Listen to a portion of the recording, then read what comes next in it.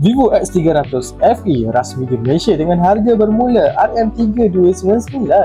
Phone ni dia guna kemasan kaca depan belakang dengan bingkai aluminium. Ia juga ada rating IP68 dan IP69.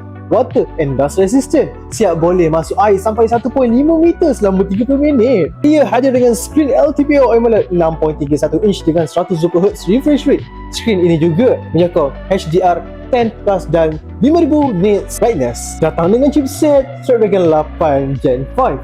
Menjalankan Android 16 berasaskan Origin 6 dengan jaminan kemas kini sehingga 5 tahun untuk sistem operation dan 3 tahun untuk security. Untuk kamera, ia hadir dengan sistem 3 kamera belakang yang terdiri daripada sensor utama 50MP, telefoto periskop 50MP dengan 3 kali zoom optical dan ultra wide 8MP.